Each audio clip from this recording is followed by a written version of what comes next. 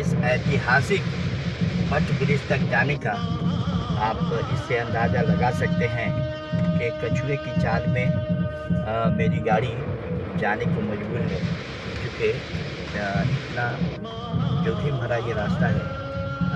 शायद ये स्थानीय प्रशासन की लापरवाही कहें या स्थानीय जनप्रतिनिधियों की, कि आज तक इस ऐतिहासिक धरोहर को एक रास्ता तक भी यहाँ के जनप्रतिनिधि या यहाँ के जो प्रशासनिक पदाधिकारी हैं उन लोगों ने ये नहीं दिया है।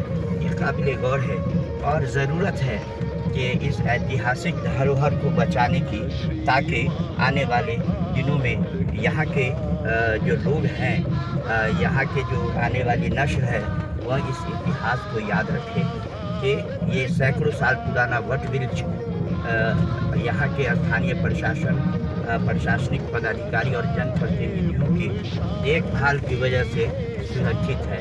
और चल के अब हम कुछ ही पल में हम उस जगह पे पहुँच रहे हैं। यहाँ पे मौजूद है सैकड़ों साल पुराना वट वृक्ष। हम जानते हैं यहाँ के स्थानीय लोगों से कि क्या है इसकी हकीकत।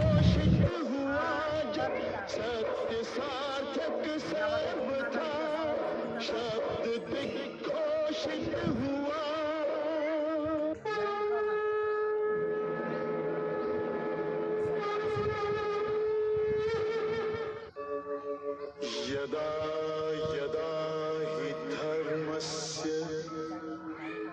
ग्लानिर्भवति भारत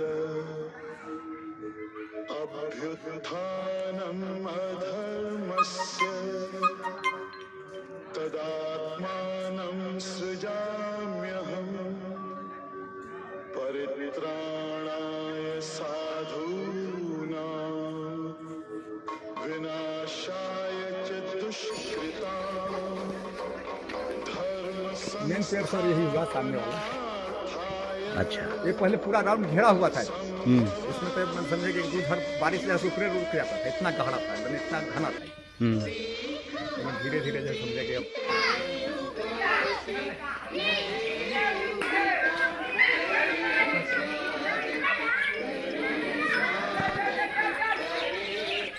नमस्कार, मैं हूं एहसान दानिश। आज हम पहुंचे हैं बाजपट्टी प्रखंड के इस बिल्कुल ग्रामीण क्षेत्र में एक देवी स्थान है। इस देवी स्थान की एक अलग विशेषता है, एक बड़ा महत्व है, क्योंकि हम जहां पे खड़े हैं ये जस्ट पीछे जो स्थान है ब्रह्म स्थान है, और ब्रह्म स्थान के ठीक दाहिने तरफ यहाँ पे महावीर स्थान है, और ये हमारे ठीक सामने महारानी स्थान है।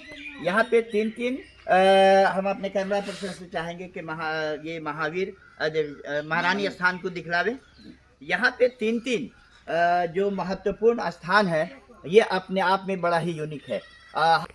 ये जो आपके दाहिने तरफ है, जी जी, ये कौन स्थान है? महावीर स्थान है सर। महावीर स्थान जी, है। और आपके ये पीछे वो ब्रह्म स्थान है सर। ब्रह्म स्थान है। जी। और ये आपके बाईं ओर महारानी स्थान है सर। महारानी स्थान इनका है। बहुत महत्व है, बहुत ही ज्यादा महत्व है। यहाँ बहुत लोग मानते हैं इनको। जी, पूजा पाठ करने लोग आते हैं। हाँ जी, शुक्रवार सोमवार को तो भीड़ ही रहता है। भीड़ रहता है। बहुत दूर दूर से लोग आते हैं देखने के लिए। अच्छा, बहुत दूर दूर से लोग आते हैं। तो यहाँ पे जैसे चापाकल या पानी, जैसे गर्मी में जो दूर से लोग आएंगे, सामने एक है वो चापाकल है। हाँ, सरकार की तरफ से चालू हालत में है। हाँ, वो चालू हालत में। और शौचालय वगैरह नहीं है? शौचालय कुछ भी नहीं।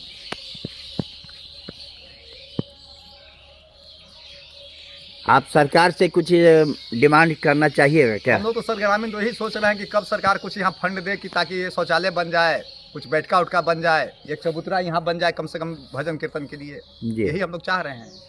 अच्छा, यहाँ पे कोई पुजारी टाइप के भी लोग रहते हाँ हैं? है। कौन पुजारी गणेश तिवारी हैं यहाँ के पुजारी। अच्छा, मेन आदमी वही है, मेन पुजारी वही है। वही रहते हैं। उनका पूर्वज है पुजारी। अच्छा, हाँ, पहले उनके पिताजी थे? उनके बाबा थे, पिताजी हुए, फिर अपने हैं। अच्छा, वही यही है पुजारी। क्या नाम हुआ आपका? गणेश तिवारी। आप यहाँ पे पुजारी आप ही हैं? हाँ, आपकी उम्र कितनी होगी लगभग? हमारी 72 रखी है, 70 70 72। ऐसे। ये आपसे पहले यहाँ कौन पुजारी थे? हमारे पिताजी थे। पिताजी थे। इससे पहले हमारे बाबा थे। अच्छा, मतलब लगातार आपके पूर्वज लगातार ही हमारे ही वंश खानदान का आप ही के वंश का आ रहा है। चलिए, आपके पिताजी कितने साल के अवस्था में उनकी मृत्यु ही होगी?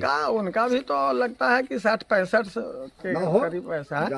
ज्यादा 70-80 के आसपास। हाँ, करीब। यहाँ पे जो ये स्थान है, यहाँ पे 3 देवी देवताओं का स्थान है, इसका क्या महत्व है, कुछ बताइएगा?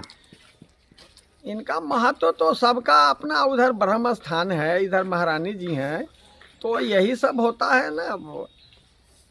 महत्व तो यही है, माता है पूरे गांव के लोग। हाँ। यहाँ पे कोई ऐसा समय बताइए जिस समय में खूब लोग पूजा पाठ बड़े अच्छे ढंग से होता हो, कोई ऐसा समय होता है? वही समय आपका आषाढ़ी पूजा है, आषाढ़ में, और दुर्गा पूजा में लोग ग्रामीण लोग जुड़ते हैं और पूजा पाठ करते हैं। जी हाँ, और भव्य होता है वो? हाँ, होता ही है। ग्रामीण लोग, महिला लोग पहुंचती हैं, अपना पूजा पाठ करती हैं। तो यहाँ पे जब भीड़ आती होगी तो उसके लिए यहाँ पे जैसे शौचालय की व्यवस्था होना चाहिए जी, या मान ली कि शेड वगैरह की व्यवस्था होता चाहिए, जो यहाँ पे है नहीं है, होना चाहिए। आप अपने स्थानीय प्रशासन से क्या चाहिएगा?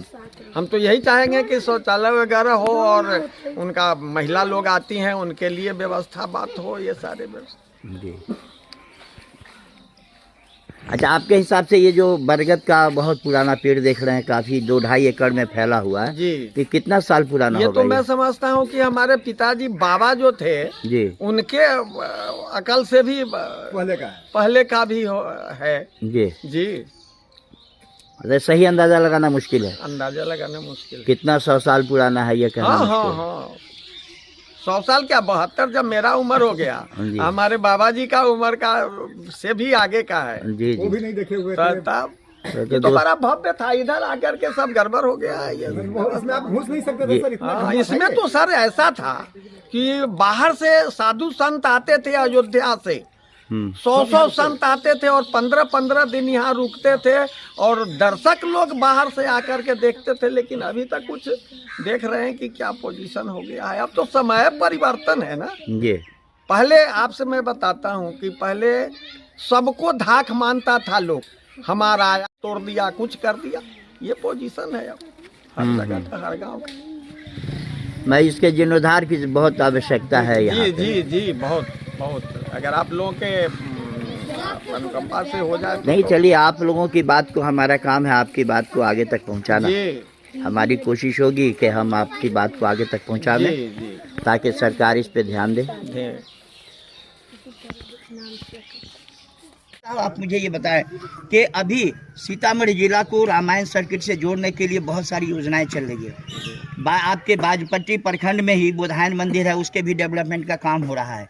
अगर इसको भी अगर रामायण सर्किट से अगर जोड़ दिया जाए तो लगता है कि इसका भी विकास हो जाएगा और ये जो खराब हो रहा है वो खराब होने से बच जाएगा। ये क्या कहना चाहिए? जैसा कि आपने बोला कि माँ सीता जनक जननी का जिला है सीतामढ़ी, और उसी को देखते हुए मैं तमाम जिला वासियों को से भी ये निवेदन करूंगा कि बाछोपट्टी नरहा को एक दार्शनिक स्थल के रूप में देखा जाए और दार्शनिक स्थल के साथ साथ एक सामुदायिक भवन का भी निर्माण होना चाहिए। निर्माण होने से क्या होगा कि यहाँ पर जो सामुदायिक जो लोग बाहर से आएंगे तो उसके लिए रहने का सारा फैसिलिटी हो कि आने वाले जो भी होंगे जो दार्शनिक स्थल जो देखने आए तो उनको किसी के घर रुकने की जरूरत ना पड़े या कोई सामाजिक तौर पे कोई उनको हेल्प करने की जरूरत ना पड़े।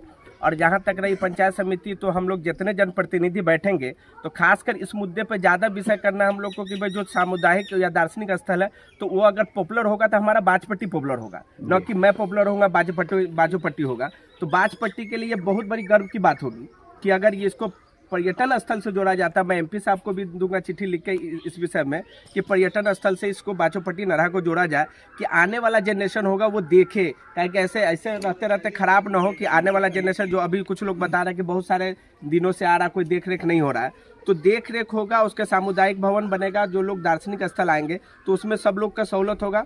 और एमपी साहब से भी हम लोग कहेंगे और पंचायत समिति की जो बैठक होगी उसमें एक चिट्ठी मैं लिखूंगा, चिट्ठी लिख के आगे जो अग्रसर करना है हमको, चाहे डीएम साहब को या एमपी साहब को, जो यहाँ के माननीय विधायक हैं, उनसे भी मैं आग्रह करूँगा कि यहाँ पर जोरदार तरीके से ध्यान दिया जाए और यहाँ जो अच्छे से अच्छा काम हो उसको ध्यान में रखते हुए काम किया जाए।